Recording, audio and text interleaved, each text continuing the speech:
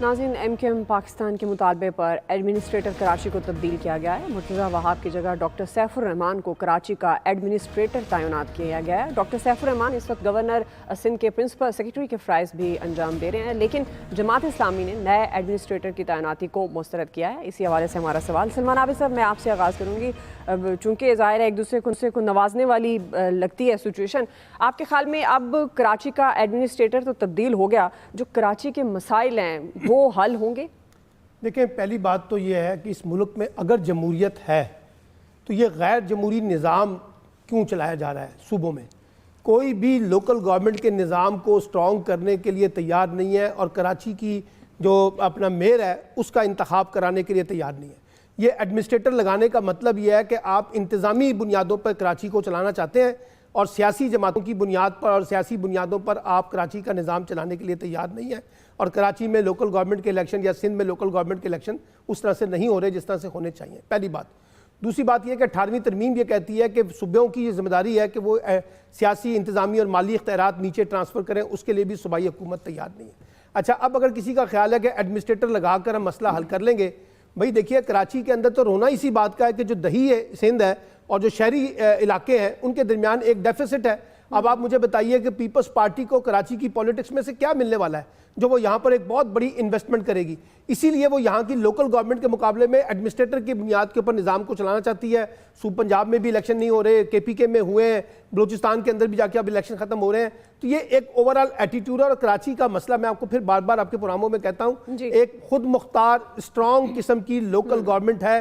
جب تک آپ اس کو بنیادی طور پر مضبوط نہیں بنائیں گے، کراچی جیسے بڑے شہروں کے مسائل جو ہیں وہ حل نہیں ہو سکتے۔ صحیح۔ جواد فیضی صاحب، آپ کے خیال میں ظاہر ہے ایم کیو ایم تو کلیم کرتی ہے کراچی ان کا ہے اور وہ کراچی کے لیے کام کرنا چاہتے ہیں، لیکن جو دیگر سیاسی جماعتیں ہیں، خاص طور پر پاکستان پیپلز پارٹی کے بارے میں بارہا وہ کہتے رہے ہیں کہ وہ ان کو کام کرنے نہیں دیا جاتا۔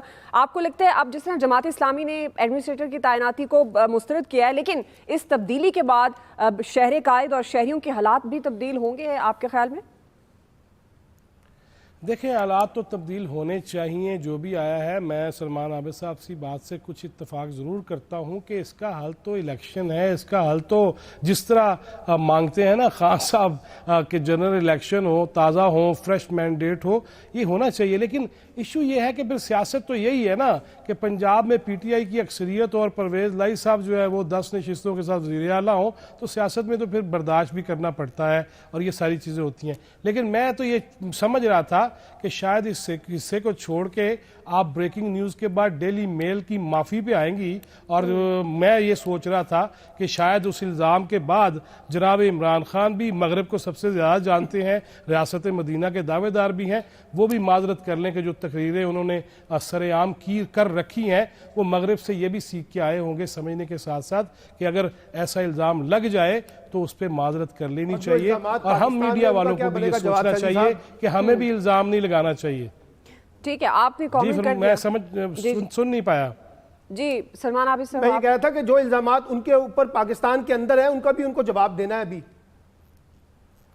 بالکل دینا چاہیے، لیکن مغرب نو تو سب تو زیادہ جان دینا نہ پایا نا، علم تو سارا بابا علم دین جاندا ہے نا۔ ٹھیک جی، رمیز احمد صاحب، آپ کے خیال میں کوئی تبدیلی دیکھ رہے ہیں آپ ایڈمنسٹریٹر کی تبدیلی کے بعد، یا آپ بھی ڈیلی میل پہ اگر بات کرنا چاہیں تو کر سکتے ہیں ان کی خبر پہ؟ دیکھیں، ایک پولیٹیکل تبدیلی ہے، ایک پولیٹیکل پارٹی کی ڈیمانڈ تھی، وہ پولیٹیکل پاکستان پیپلز پارٹی نے پولیٹیکل پارٹی کی ڈیمانڈ مان لی ہے، اینڈ دیٹس اٹ۔ جہاں تک بات ڈیولوشن آف پاور کی ہے تو میرے خیال ڈیولوشن آف پاور میں سب سے بڑا پرابلم یہ ہے کہ اس کے پاس کوئی کانسٹیٹیوشنل کور اویلیبل نہیں ہے۔ پورے کانسٹیٹیوشن میں آرٹیکل 140 بھی نہیں 140A بات کرتا ہے لوکل باڈیز کی کانسٹیٹیوشن کی، تو میرے خیال آرٹیکلز جو ہیں وہ کانسٹیٹیوشن کے اندر بڑھانے چاہیے اور اس کو کانسٹیٹیوشنل کور اویلیبل ہونا چاہیے، اس کی ٹائم لائنز گیون ہونی چاہیے۔ پنجاب کے اندر بھی یہی معاملہ رہا ہے کہ پنجاب کے اندر بھی یہ لوگ لوکل باڈیز کے الیکشن سے بھاگتے رہے ہیں، اور سندھ کے اندر بھی یہی معاملہ ہے کہ وہ لوکل باڈیز کے الیکشن سے بھاگتے ہیں۔